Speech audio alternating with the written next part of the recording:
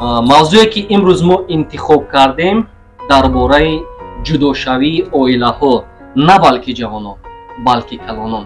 сабаб чист? мушкилоти молиявӣ. вақте ки мард ҳама сири худша ба зан ки гуфт, зан аллакай вай эҳтиром намекунад, ҳамчун аз диди занонаи мард. бояд мард сирҳое ки бояд камтаре аст ки паси парда монад. ҳамун саҳар барвақт масалан бигзор хиштомонам аз хобаш хеза даст ба як бор шавад, бигзор шавҳарашам, бигзор хусурашам, он нафароне ки дар оила ҳастанд аз саҳар хеста ва аз масъулиятҳои худашон бошанд. оилаи ман мехост ки яъне ки озод бошад, ман яъне ки хуҷайнӣ накунам, ба он кас намехост.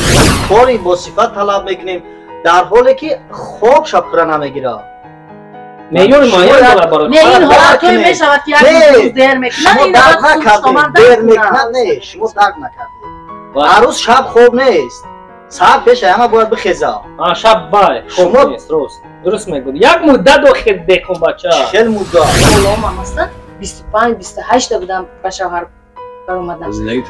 بله حاضر باشد 18 نیستن یا که 17 هستند او را سالش کلان میکنن با شوهر میتونن یک تا فرزند دارن الکی جدا شدگان از کدام حساب از سببی که مثلا خونه رفتن نمیتونه یا خمیر کردن نمیتونه. یک سوال دیگره که حالا همین جامعه ما را به تشویش آوردگی تاثیر تلفن‌های موبیلی در بسیاری آن همین اویله ویرانشوی ها سبب جدا کردن اویله ها بسیار میخوام همین جواب همین را صحیح از شما واسط بشنوم.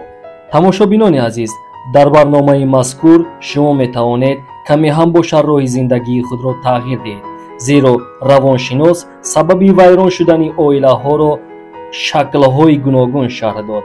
шояд дар шаклҳои гуногун хислати зиндагии шумо низ дарҷ гардидааст. ҳамдигар нофаҳмии рӯз, ҷангҳои пайдарҳам, ҷудошавии оилаҳо, бесаробон мондани кӯдакон ва беназорати онҳо яке аз проблемаҳои рӯз дониста мешавад. рӯзи чоршанбе расо соати 19:30 барномаи мазкурро аз канали Фаррухи Неъмат тамошо созед.